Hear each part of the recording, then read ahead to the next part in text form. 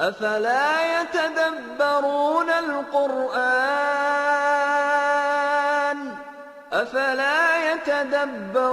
القرآن أم على قلوب أقفالها أفلا يتدبرون القرآن أم على قلوب أقفالها بسم الله الرحمن الرحيم. In the name of Allah, the most merciful, the most compassionate. As you see that I love to repeat this in the introduction of every episode here to remind people that Allah is the most merciful and the most compassionate. Before I step into the topic today, I'd love to greet you with peace. Peace be unto all of you. Assalamu alaikum wa rahmatullahi wa barakatuhu.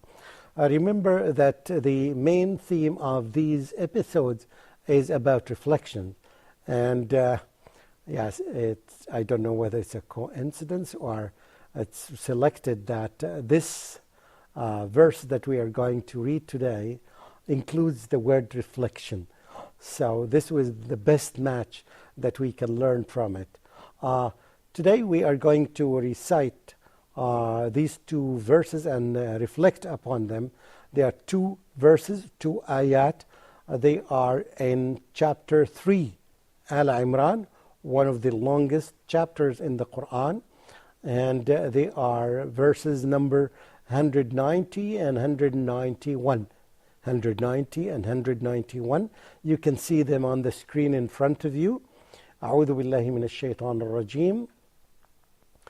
إن في خلق السماوات والأرض واختلاف الليل والنهار لآيات لأولي الألباب الذين يذكرون الله قياما وقعودا وعلى جنوبهم ويتفكرون في خلق السماوات والأرض ربنا ما خلقت هذا باطلا سبحانك فقنا عذاب النار. The meaning of these two verses can be translated as you see on the screen. Verily, in the creation of the heavens and the earth, and in the alternation of the night and the day, there are indeed signs for men of understanding, men of reasoning. Those men of understanding, men of reasoning, and I love to call them smart people, those who remember Allah always and in prayers while they are standing, sitting, and lying down on their sides, and think deeply about the creation of the heavens and the earth, saying, Our Lord, you have not created all this without purpose. Glory to you. Exalted be you above all that they associate with you as partners. Give us salvation. Save us from the torment of the fire. This is a translation of the person who understood it. It's close to the meaning. However, when we make tafsir, when we make reflections, we find that it's more than what really we have heard. First of all, it begins with verily, verily. So this is a form of affirming this, that in the creation of the heavens and the earth, there are two things here. The creation and the change and the alternation of the day of night. They are evidence for smart people. Now this is an amazing statement or ayah here when we say that for smart people, because on this earth there are some people who are smart and some people who are not. Yes, for those smart people, yes, who are intelligent, because a lot of people see the same thing. Both of us, all the people, all the humans are exposed to these things. So they see them every day. They see the creation every day. We see new creatures, new things are happening, right? The creation of, that we see the creation of the heavens and the earth and the things that in between them. But a lot of people don't see them. They don't see that this is a great thing that had been created by someone whose name is Almighty Allah. They don't see that. They don't pay attention to this. They are heedless of that because they think of other things that are minor and that are trivial. But at the same time also, there's the change of the day and night. How many people on the earth reflect upon this? It happens since the creation of this universe, and there is a change of the day and night. Systematically, consistently, it happens every day, every day, every day, every day. What is that?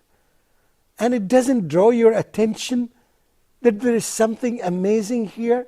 That there is a sign that there is someone who caused it to alternate and change permanently, every day, consistently?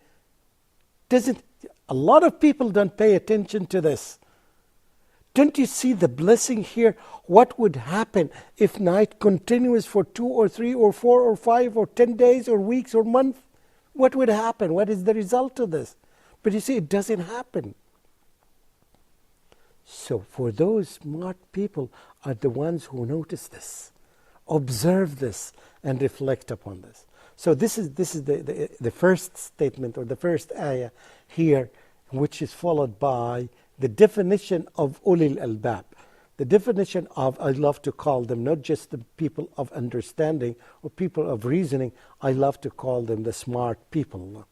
And here, I'd love to tell you that Islam introduced something new here to humanity, to human beings. The definition of smart people on this earth nowadays in some cultures is that the people with high IQs, the people who got the full grades, right? The people who have high certificates, good certificates, good diplomas. Yes, this is the definition of a smart person. The people who are rich, who could make a fortune in a very short time. This is some definitions of the word smart people among people. Now Islam here introduces this beautiful definition of a smart people. He said that those smart people are those ones with these qualities, and this verse explains these qualities. The first quality of those people, that they keep remembering Almighty Allah. Whether they are in prayer, whether they are discussing with other people, from time to time they mention the name of Allah.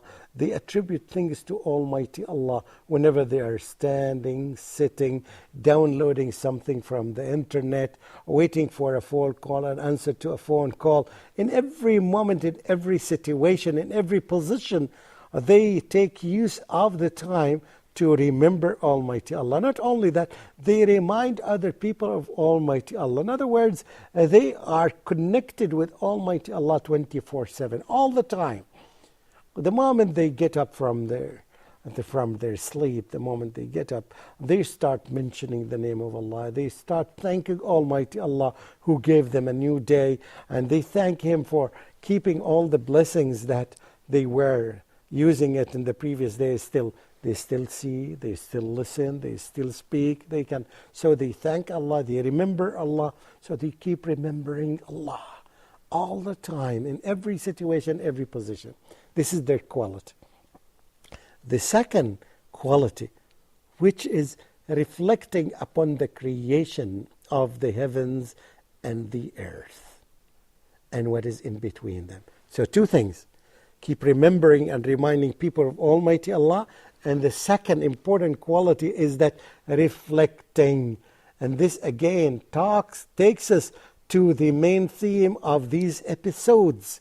Is that don't they reflect upon the Quran, or do they have locks upon their hearts? Those people, the smart people, don't have locks upon their hearts because they reflect upon the verses of the Quran. They reflect upon the creation of the heavens and the earth. They are busy all the time with that, because when they reflect, they come to the conclusion, glory to you, Almighty Allah.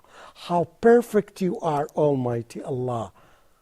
Immediately they attribute this to Almighty Allah, the creator of this, and they would know that how perfect and how great He is.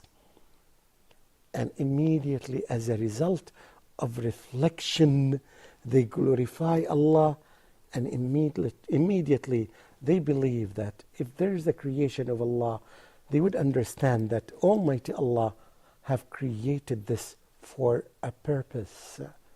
And there will be paradise and there will be hellfire. And they would ask Allah subhanahu wa ta'ala to keep them away from the hellfire, because they believe that there's paradise and they want to access paradise. So they keep continuing Almighty Allah to keep them away from hellfire and let them access paradise.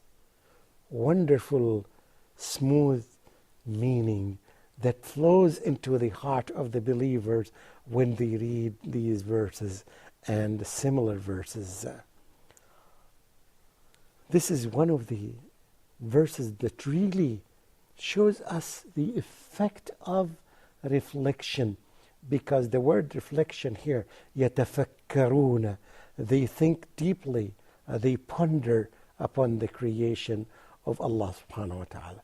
The non-smart people, they keep their time busy reflecting upon worldly matters, about how they would live in a huge palace, how they would change their car from Mercedes into Jaguar, or from Mercedes into Porsche or any other car. They keep busy, they keep themselves busy with life and worldly matter. We ask Allah subhanahu wa ta'ala to make us of those who ponder and reflect upon the creation of the heavens and the earth. And we ask Him to make us of those who have access to paradise and to be away from hellfire. This is your presenter, Dr. Mamdouh Nuruddin Muhammad, and I greet you with peace. Assalamu alaikum wa rahmatullahi wa barakatuhu. أفلا